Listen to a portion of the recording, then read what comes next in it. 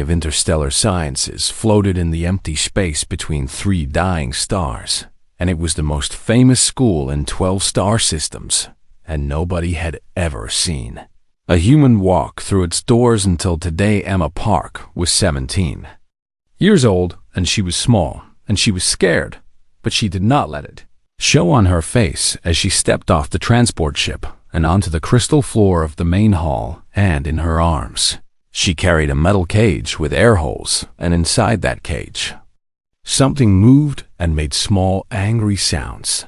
300 alien students stopped what they were doing and turned to look at her, and Emma had never seen so many different kinds of life in one place, and there were creatures with scales and creatures with fur and creatures with no solid form at all, and they all had one thing in common, and that thing was the way they looked at her, like she was something small and weak and not worth their time. A tall insect creature with clicking mouth parts walked toward her, and his name was Professor Valkris, and he taught survival science, and he looked down at Emma with eyes that showed no warmth at all. "You are the human," he said, and his voice sounded like rocks grinding together.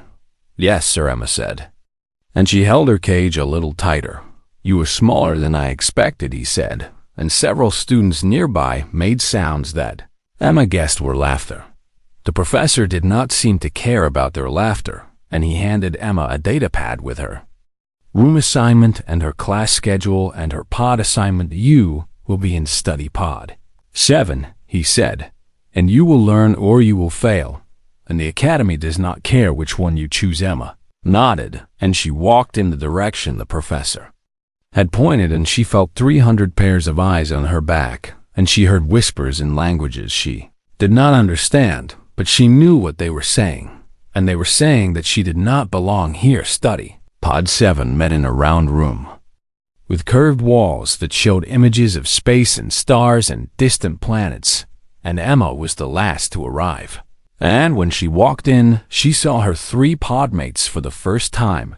The first was a reptile creature named Thren, and he was 8 feet tall and covered in green and black scales, and his eyes were yellow with thin black lines in the middle. And when he looked at Emma, he showed teeth that were sharp and many. The second was a glowing creature named Myra, and she was a Volani, and her skin gave off soft blue light, and she did not speak with her mouth, but with her mind, and Emma felt the words appear in her head like cold water dripping. The third was a 4-armed creature named Crix, and he was a Borthan, and he had gray skin and a wide mouth, and he liked to laugh at things that were not funny, and Emma knew right away that he would be the worst of them. "What is that?" Crix asked, and he pointed all 4 of his arms at the cage Emma carried. Emma set the cage down on the table, and she opened the latch, and a small furry creature climbed out, and it had black and white markings and small dark eyes, and it looked around the room like it was deciding who to attack first. "This is Biscuit," Emma said, "and she is a honey badger, and she is my companion." The room was silent for a moment, and then Crix started laughing, and his laughter was loud and ugly, and soon Thren was making a rumbling sound in his chest that might have been his version of laughing too. The human brought a pet, Thren said, and his voice was deep like thunder in the distance. "She is not a pet," Emma said quietly, "and she is my partner." Mira's voice slid into Emma's mind, and it felt like ice, and the words said, "The human thinks this tiny soft thing will protect her," and how sad and how funny and how stupid. Emma did not respond, and she simply picked up Biscuit and held her close, and the honey badger made a small sound and pressed against Emma's chest. Crix leaned forward, and he looked at Biscuit with all 6 of his eyes, and he said, "Does it do anything useful, or is it just for comfort, like a baby toy?" "She does many things," Emma said, "and you will see."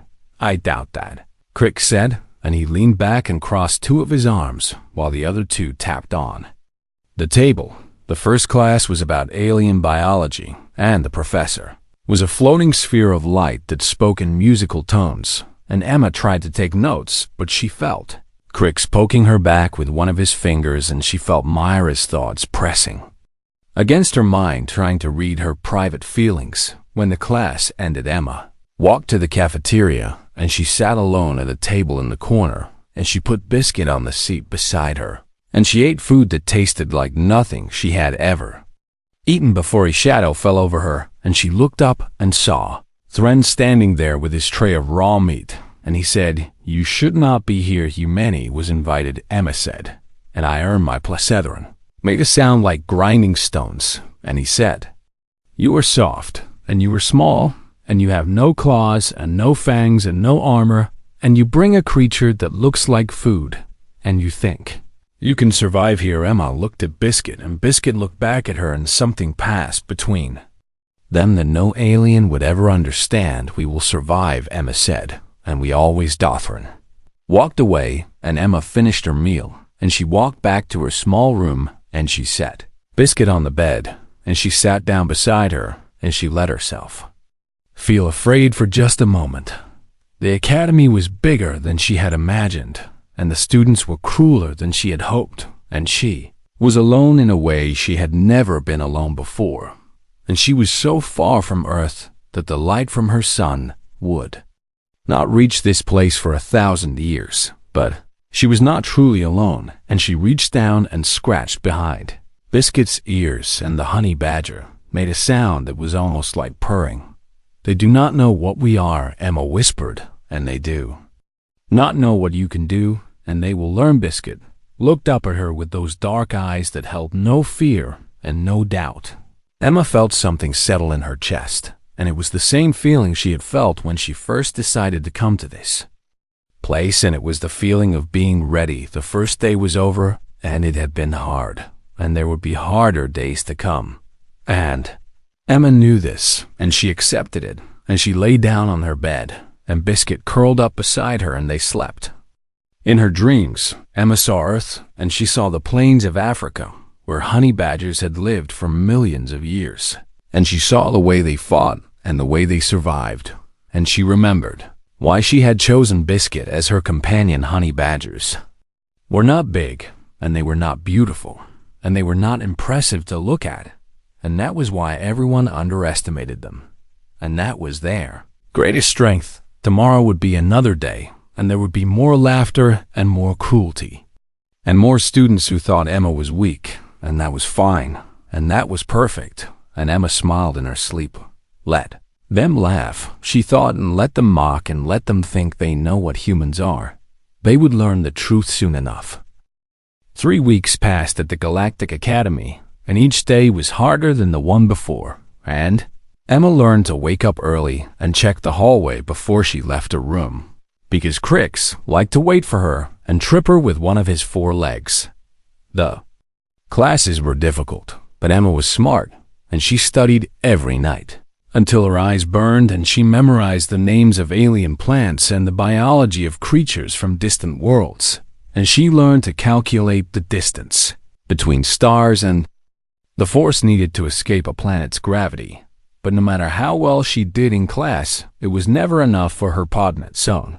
Morning, Emma sat in the xenobiology lab, and she was taking notes about a creature from a water world when Crix walked past her desk, and his arm swept across her table, and her data pads fell to the floor and scattered everywhere. "Oh, I am so sorry," Crix said, and his voice was not sorry at all, and his wide mouth stretched into a smile that showed too many teeth. Emma bent down to pick up her things, and she felt Myra's thoughts pressing into her mind, and the thoughts said the human is so clumsy, and she cannot even hold on to her belongings.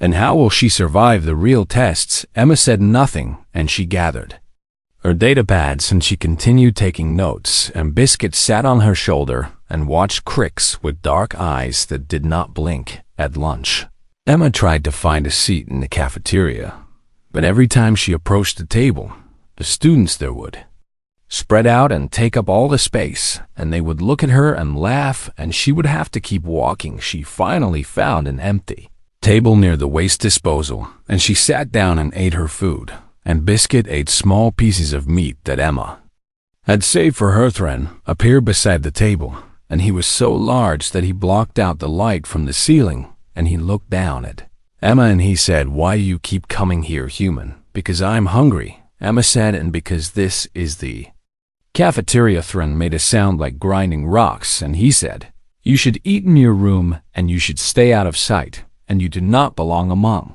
But Emma looked up at him, and she said, "I will eat where I want, and I will go where I want, and you cannot stop." Methrin leaned down, and his face was close to hers, and she could smell the meat on his breath, and he said, "I could crush you with one hand, little human, and your tiny pet could not save you." Emma did not look away, and she said, "Maybe," and "maybe not," then stared at her for a long moment, and then he straightened up and walked away, and Emma finished her meal, and her hands were shaking, but she did not let anyone see. Worst times were in the hallways between classes, and Thren would stand in the middle of the path, and he was so wide that Emma could not go around him, and she had to squeeze past his scaled body. While other students watched and laughed, Myra would follow her and broadcast her thoughts to everyone nearby, and Emma would hear her own fears and worries spoken aloud in the minds of strangers, and she would feel her face burn with shame,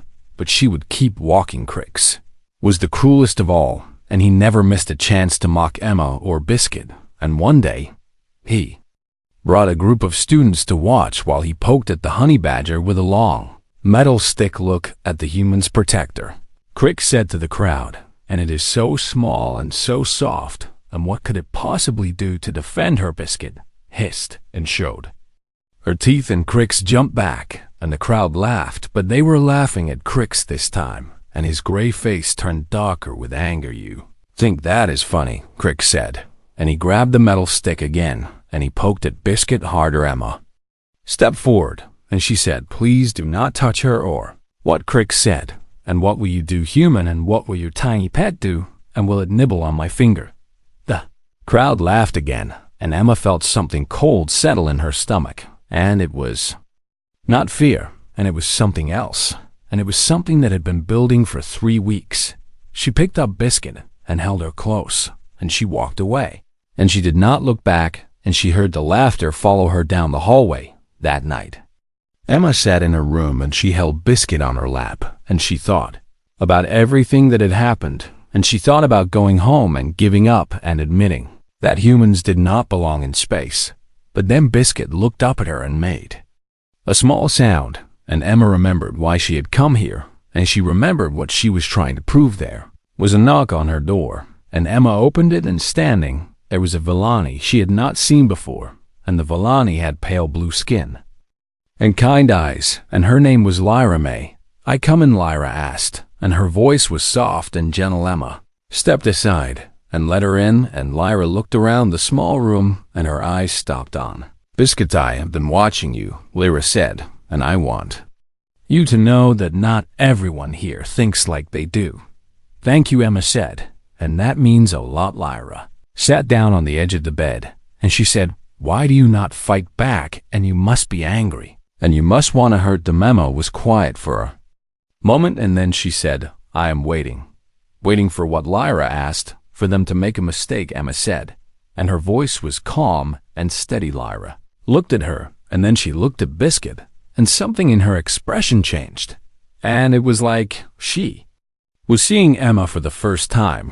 "You are not afraid," Lyra said, "and you are not weak, and you are something else." Emma smiled, and it was not a friendly smile, and she said, "Humans learned a long time ago that patience is a weapon and anger is a tool. And the best time to strike is when your enemy thinks you have already lost." Lyra stood up, and she walked to the door, and she turned back, and she said, "I think your podmates have made a terrible mistake." Emma nodded, and she said, "Yes, and they have." Lyra left, and Emma sat alone with Biscuit, and she ran her fingers through the honey badger's thick fur, and she thought about the survival test that was coming in 1 week. The survival test was the most important exam of the year, and students were dropped on a hostile moon, and they had to survive for 3 days, and those who failed were sent home forever.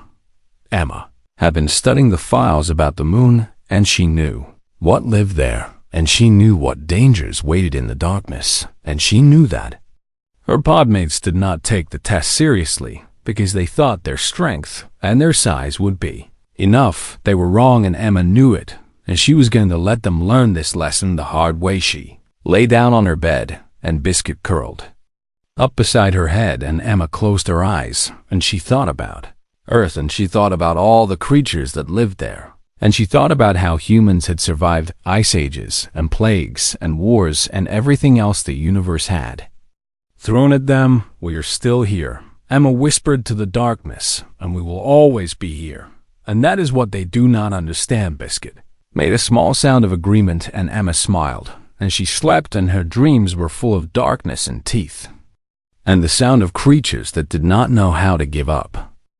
The day of the survival test arrived, and the sky above the academy was filled with transport ships, waiting to carry students to the hostile moon below, and Emma stood in the loading bay with her podmates, and she checked Biscuit's harness one more.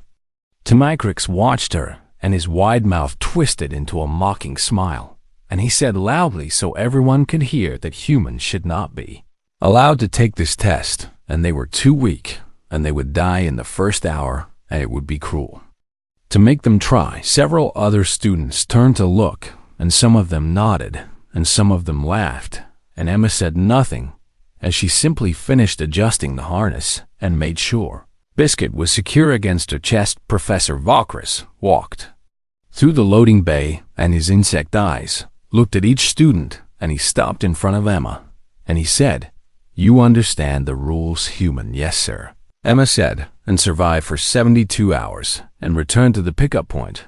The professor clicked his mouth parts, and he said, "Many students do not return, and the moon is dangerous, and the creatures there do not care if you are human or reptari or anything else." "I understand," Emma said. The professor looked at her for a long moment, and then he moved on, and Emma thought she saw something in his eyes that might have been respect, but she could not be sure. Transport ship carried Study Pod 7 down through the atmosphere of the moon, and the sky outside the windows was purple and green, and filled with strange clouds that moved against the wind, and Emma watched it all and memorized everything she could see. They landed in a region of dense fungal forests, and the fungi were tall as trees, and they glowed with soft light, and the air smelled like copper and rot, and Emma took a deep breath, and she felt Biscuit shift against her chest. Thren stepped off the ship first, and he looked around, and he said, "I will lead, and the human stays in the back, and try not to slow us down." Emma did not argue, and she fell into place at the rear of the group, and she watched her podmates walk into the forest, and she noticed that none of them were looking at the ground. The first day passed without any attacks, and they found a cave to sleep in, and Thren set himself at the entrance like a guard, and Mira complained about the humidity making her skin flicker, and Crix complained about the smell, and Emma said nothing, and she sat in the corner with Biscuit, and she watched the shadows on. The second day, Crix grew bored, and he started walking ahead of the group, and he would disappear around corners and come back, laughing about how safe everything was.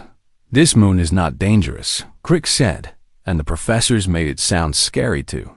Frightened the weak students, Emma noticed tracks in the mud, and she stopped to look at them, and the tracks were deep, and they had claw marks that were longer than her hand, and she said, "We should be careful," and something large lives her brethren looked at the tracks, and he made a dismissive sound, and he said, "I am larger, and I am not afraid." They kept walking, and Emma stayed alert, and she noticed that the glowing fungi around them had started to dim, and she noticed that the sounds of small creatures had stopped, and she noticed that the air had grown colder that night. They made camp in a clearing, and Thren started a fire using chemicals from his pack, and the flames cast dancing shadows on the fungal trees around them, and Emma sat apart from the others, and she watched the darkness. Myra sent a thought into her mind, and it said the human is scared, and she thinks something is coming, and how cute I'm not scared, Emma said out loud, and I am prepared. Crix laughed, and he said, "Prepared for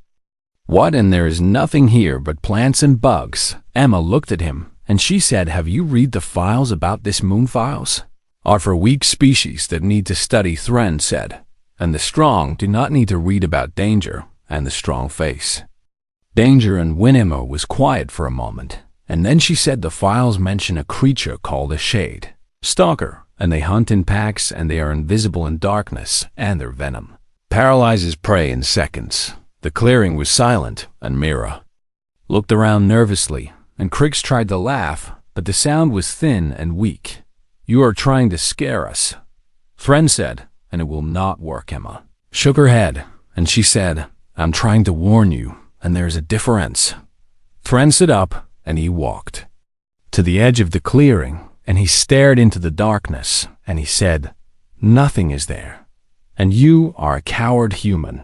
As if his words had summoned them, the shadows began to move. Emma saw them first, and she had been watching for them, and she counted 6 shapes sliding between the fungal trees, and they moved like liquid, and their eyes caught the firelight and glowed red. Thren, she said quietly, and "do not move." Thren spun around, and the movement was too fast and too loud, and the shade stalkers attacked.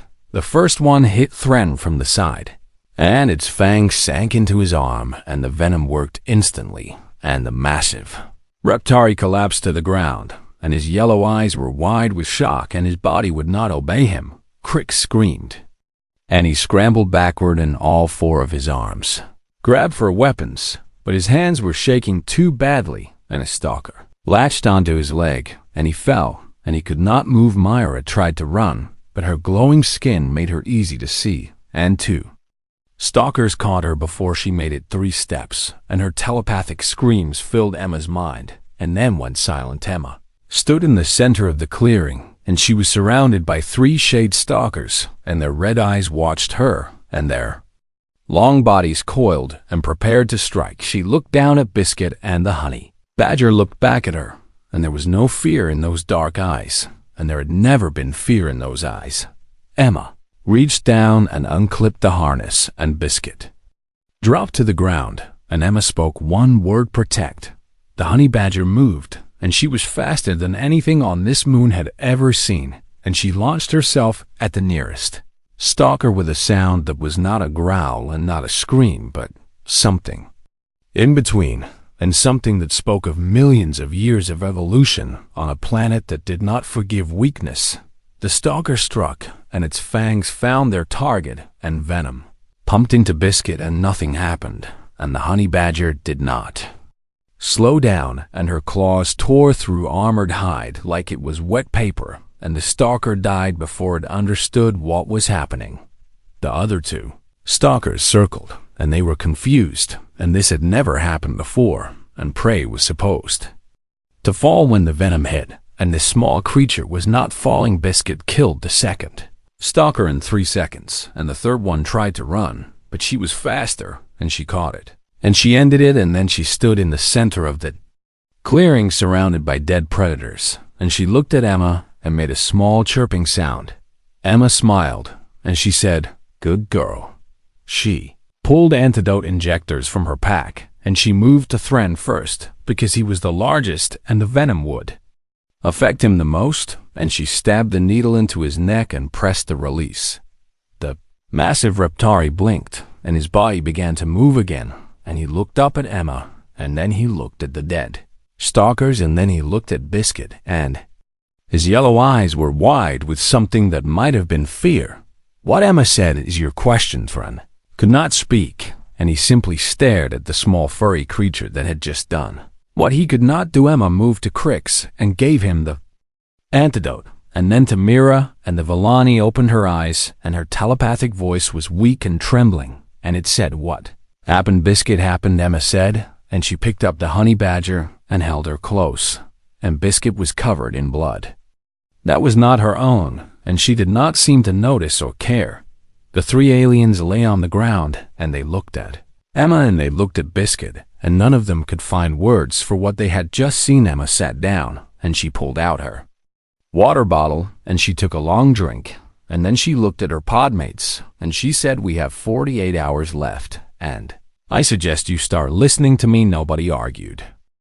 The clearing was silent, except for the distant sounds of the fungal forest and the soft breathing of 4 students who had just survived something that should have killed the Malcrix, was the first to speak, and his voice was shaking, and he said, "That is impossible, and the venom, and I saw it bite her, and the venom should have." Emma sat cross-legged on the ground, with Biscuit in her lap, and she ran her fingers through the honey badger's fur and cleaned off some of the blood, and she said, "Honey badgers are immune to most venoms, and their bodies learned to resist poison millions of years ago on Earth." Thren pushed himself up to a sitting position, and his massive body was still weak from the paralysis, and he stared Biscuit like he was seeing a monster, and he said, "How did it? And she is so small, and those stalkers were she does not care about size," Emma said, "and honey badgers have been known to fight off lions and leopards and hyenas, and they eat cobras for breakfast,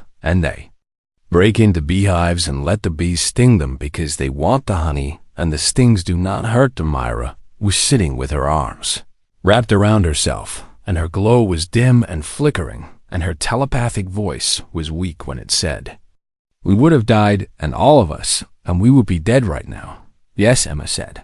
"And you would be," she said it simply and without anger, and that somehow made it worse, and Crix looked away, and his gray face was dark with shame. "Why did you save us?" Thren asked. "And we have been, and we treated you."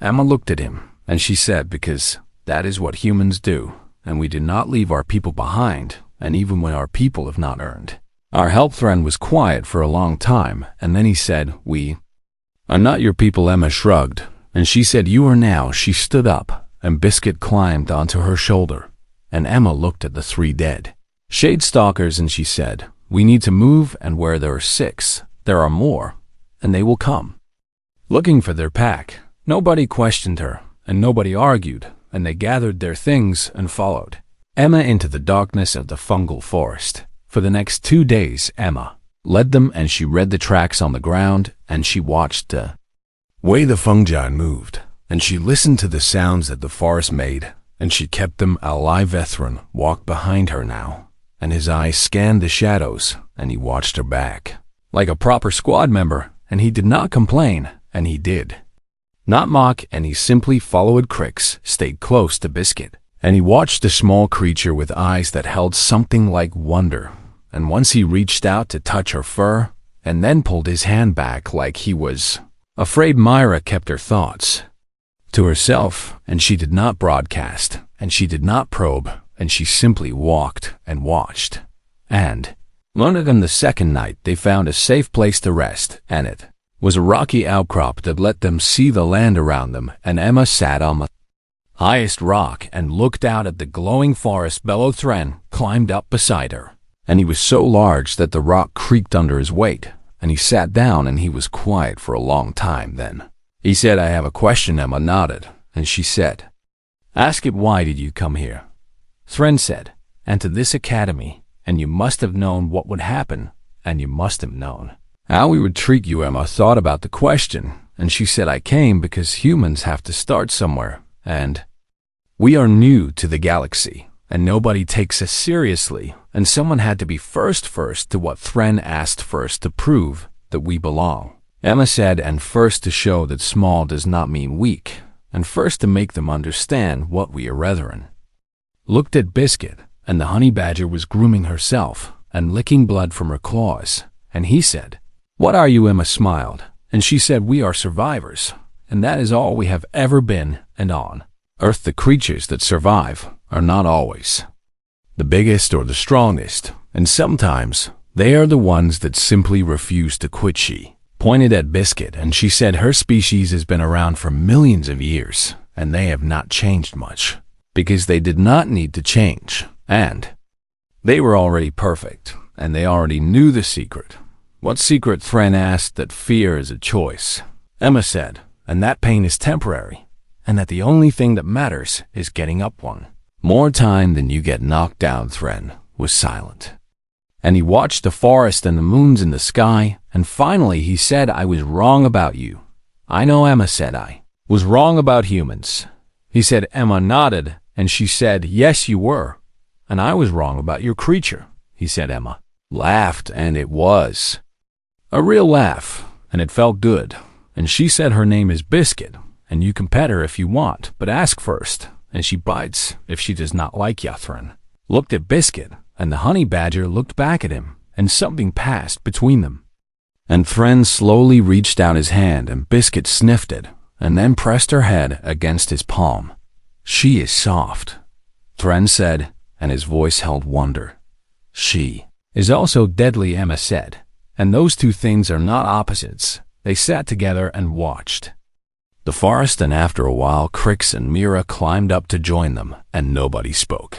And they did not need to speak, and something had changed between them, and they all knew it. In the morning they walked to the pickup point, and they were the first team to arrive, and Professor Valkyris was waiting, and his insect eyes studied them, and he saw the blood on Biscuit's fur, and he saw the way the three aliens walked behind Emma instead of ahead of her. "You survived," he said. "We did," Emma said. The professor looked at her podmates, and he said, "Reporthrin stepped forward, and he stood tall, and he said we were attacked by 6 shade stalkers, and the humans saved our lives, and her creature killed 3 of them, and we would be dead without her." The professor's mouthparts clicked, and he looked at Emma, and he said, "Is this true?" Emma shrugged, and she said, "Biscuit did most of the work." The professor was quiet for a long time, and then he said, "This will be interesting to report." Other teams were starting to arrive now, and they saw Study Pod 7 standing together, and they saw the blood, and they saw the way the others looked at Emma, and they started to whisper. Myra felt their thoughts, and she opened her mind, and she broadcast to everyone nearby, and she said, "The human saved us, and her earth creature is the deadliest thing on this moon, and you should all be afraid of her." Whispers stopped, and everyone stared, and Emma felt heat rise in her face.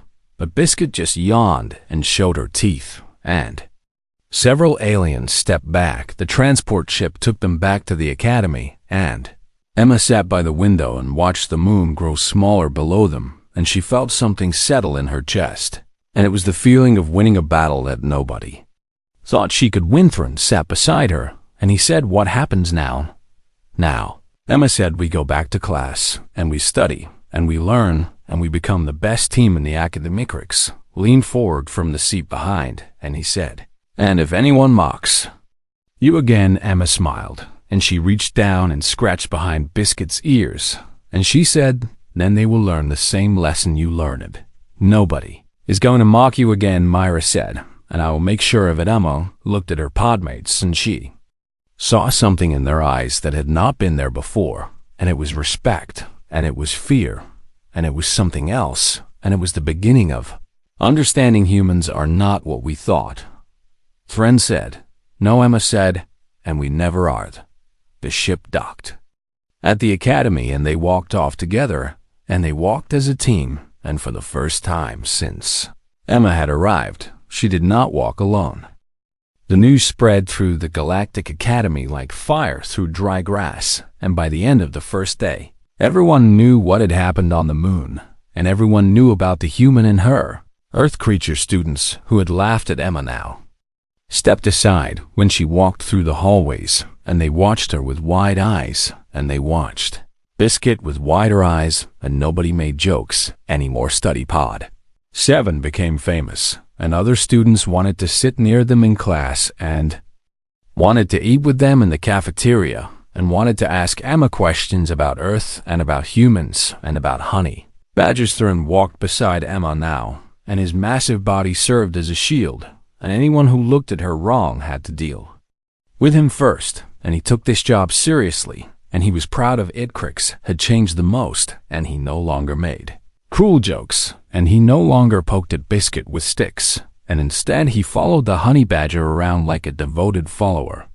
And he brought her treats, and he told everyone who would listen about how she had killed 3 shade stalkers without slowing down. Myra used her telepathy differently now, and instead of broadcasting Emma's fears, she broadcast Emma's thoughts about Earth and about human history, and about all the things that made humanity special. And other students listened, and they learned, and they started to understand. One week after the survival test, Emma received a message on her datapad, and it said that Dean Solara wanted to see her, and Emma had never met the dean, and she did not know what to to expect Dean Solara, was an ancient being made of pure energy, and she floated in a chamber at the top of the tallest tower in the academy. And when Emma entered the room, she felt the Dean's presence like heat from a fire. "You are the human," Dean Solara said, and her voice came from everywhere at once. "Yes," Emma said, and she stood straight, and she did not look away. The Dean floated closer and studied Emma with eyes that were made of light, and she said, "The other species are talking about you, and they want to know more about Earth and about your animals and about your history. I am happy to share," Emma said. The Dean was quiet for a moment, and then she said, "They are also asking about companion creatures and bonded animals, and several students have asked how they can get Earth creatures of their own." Emma shook her head, and she said that is not how it works, and humans did not acquire our animals, and we evolved together. "Explain," the Dean said. Emma thought about how to say it, and then she said, "Dogs chose to hunt with us thousands of years ago, and we did not force them, and they decided that living with humans was better than living without. US and cats decided our grain stores were worth protecting from mice, and they moved into our homes and never left, and horses let us ride them because we asked nicely and gave them apples and shelter." She looked down at Biscuit, who was sitting at her feet, and she said, "Honey badgers do not like most humans, and they are solitary and fierce, and they do not want companions, and Biscuit and I are special, and she chose me when she was young, and I proved myself worthy of her trust." The Dean absorbed this, and she said, "So these bonds cannot be manufactured?" "No," Emma said, "and they must be earned." The Dean floated back, and she said, "This is valuable information, and humans have something that other species do not have, and you have relationships with other creatures that go beyond control and beyond ownership." Emma nodded, and she said, "We call them our partners and our friends and our family, and we would die for them and they would die for us, and this small creature," the Dean said, and she looked at Biscuit, "would die for you." Emma smiled, and she said she almost did, and she took venom that should have killed her, and she kept fighting anyway. The Dean was silent for a long time, and then she said, "You may go, and I have much to think about." Emma left the tower and walked back to her quarters, and on the way, she passed groups of students who watched her and whispered, and she heard fragments of their conversations, and they were talking about humans, and they were talking about Earth, and they were talking about everything they had believed that turned out to be wrong back in Study Pod 7. The others were waiting, and they had news. "The Bio Academy is changing the curriculum," Crick said, "and they are adding a new class about Earth and about human history, and they want Emma to help teach it.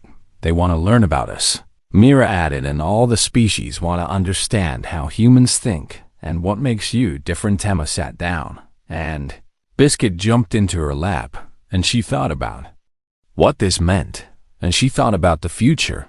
"This is bigger than me," she said finally, "and this is about what comes next and about the humans who will come after." Methrin nodded his massive head, and he said, "You are the first, but you will not be the last." "No," Emma said, "and I hope I am not, and I hope that one day there will be humans all over the galaxy, and I hope they will be respected and feared and understood." Crix leaned forward, and he said, "I have been meaning to say something, and I do not know how to say it properly." "Just say it," Emma said. "I am sorry," Crix said, "and for everything, and for the way I treated you, and for the things I said, and for poking at Biscuit, and for all of it, and I was wrong, and I was stupid, and I'm sorry." Emma looked at him, and she saw that he meant it, and she said, "Except that Trent spoke next, and he said, I am also sorry, and I thought you were weak because you were small, and I thought your creature was prey because she was soft, and I was wrong about everything I accepted." Emma said Myra was last, and her telepathic voice was gentle, and she said, "I invaded your thoughts, and I broadcast your fears, and I tried to humiliate you, and I am more sorry than I can say." "Accepted," Emma said, and she meant it, and she felt something warm in her chest, and it was the feeling of forgiveness, and it was the feeling of new beginnings. They sat together in silence for a while, and then Crix asked a question that had been bothering him. "When we were cruel to you," he said, and when we mocked. You and your creature. Why did you not fight back? Emma thought about the question, and she said, because I was waiting for what Crix asked, for you to understand. Emma said, and fighting you would have proven nothing, and you would have seen a human who was angry and violent, and that is not what we are. Then what are you? Thren asked. Emma looked at each of them, and she looked at Biscuit, and she said, we are the species that makes friends with wolves and rides on the backs of horses and keeps tiny, fierce creatures as companions, and we do not conquer other species, and we join with them, and we become stronger together. She stood up, and Biscuit climbed onto her shoulder, and Emma walked to the window and looked out at the stars. Somewhere out there, Emma said, there is a blue planet called Earth, and on that planet there are billions of humans and millions of other species, and we all share the same home, and we have learned to live together. She turned back to her podmates, and she said, that is what humans do, and we find ways to coexist, and we build families out of strangers, and we make pack out of those who were once. Enemy Scrix blinked all 6 of his eyes, and he said, are we pack now? Emma smiled, and it was a real smile, and it was warm, and she said, yes, and whether you like it or not, and you are my pack now. Thren made a sound that might have been a laugh, and he said, I think I like it good. Emma said, and because pack does not leave pack behind, and pack protects pack, and pack survives together. She held out her hand, and Thren took it, and then Crix added one of his 4 hands, and then Myra reached out and touched them all, and they stood there together, and something had changed forever. Outside the window, the stars burned cold and distant, but they did not seem so far away anymore, and somewhere in the darkness there were other humans looking up at those same stars and wondering what was out there. Emma knew the answer now, and she knew that the galaxy was full of creatures who thought they understood strength and power and survival, and she knew that they were all wrong, because strength was not about size and power, was not about weapons and survival, was not about being the biggest or the fastest or the most dangerous. Survival was about refusing to give up, and it was about forming bonds that could not be broken, and it was about standing beside your pack when everything tried to tear you apart. Emma looked at Biscuit, and the honey badger looked back at her, and in those dark eyes she saw everything that made Earth special and everything that made humans who they were. They would survive, Emma thought, and they always had, and they always would. And that was the truth that the galaxy was only beginning to understand. The human had arrived, and her honey badger had ended the joke, and nothing would ever be the same again.